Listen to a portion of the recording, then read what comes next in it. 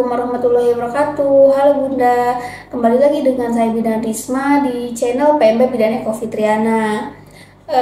Sekarang saya akan menjelaskan tentang stunting ya Bun. Bunda-bunda sudah tahu belum sih stunting itu apa? Nah, biar saya jelaskan ya Bun. Menurut WHO, stunting adalah postur tubuh pendek atau sangat pendek berdasarkan panjang atau tinggi badan menurut usia yang kurang dari garis 2 standar deviasi pada kurva pertumbuhan. Nah Bun, penyebabnya stunting itu apa sih? Penyebabnya bisa karena asupan nutrisi atau gizi. Nah, penyebabnya apa sih Bun? Penyebabnya itu yaitu kekurangan nutrisi atau gizi yang adekuat, atau bisa juga infeksi berulang atau kronis pada 1000 hari masa pertama kehidupan. Nah, Bunda-bunda sudah tahu belum 1000 hari pertama kehidupan itu apa? Dan dimulai dari kapan? Nah, 1000 hari pertama kehidupan itu dimulai saat bunda-bunda sudah positif hamil. Jadi memang dari hari pertama kehamilan sampai anak usia 2 tahun gitu ya. Nah, kenapa sih stunting itu sekarang banyak dibicarakan? Karena menurut survei status gizi Indonesia pada tahun 2022, stunting itu sudah mencapai 21,6% di Indonesia. Jadi pada tahun 2022, 21,6% anak Indonesia sudah terkena stunting gitu ya Bun. Nah, faktor penyebabnya itu apa sih selain gizi yang tadi yang kurang? Itu bisa jadi karena gizi ibu hamilnya juga yang kurang saat kehamilan. Itu bisa karena ibunya yang anemia, ibunya yang kurang energi kronis itu.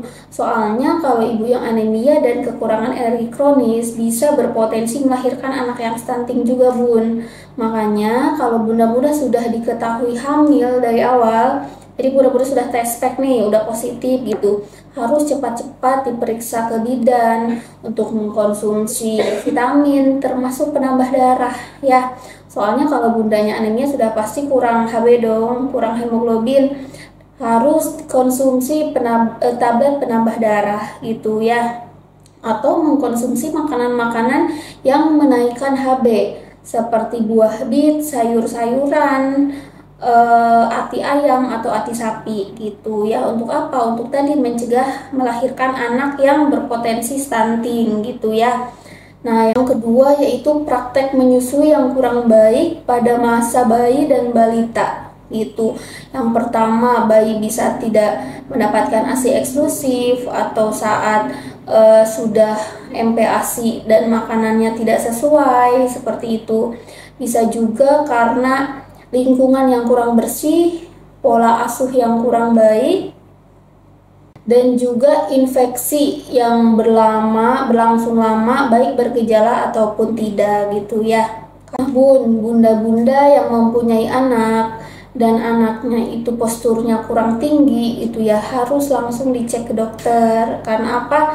Tidak semua anak yang pendek itu stunting, tapi yang stunting sudah pasti pendek gitu ya. Jadi pertama bunda memang harus cek tumbuh kembang dulu ke dokter, tidak bisa mendiagnosa sendiri gitu ya. Nah, oke. Selanjutnya saya akan menjelaskan tentang dampaknya apa aja sih. Yang pertama, tubuhnya sudah pasti pendek.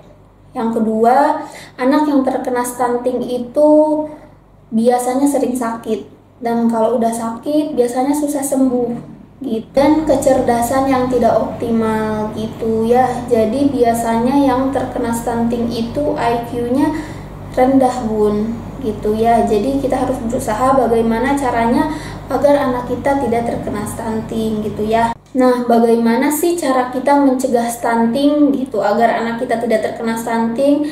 Yang pertama, gizi ibu hamilnya yang harus diperbaiki ya. Seperti yang saya bilang tadi, kalau bunda-bunda sudah tahu bahwa bunda hamil, harus cepat-cepat cek darah agar bunda-bunda tahu HB-nya berapa gitu.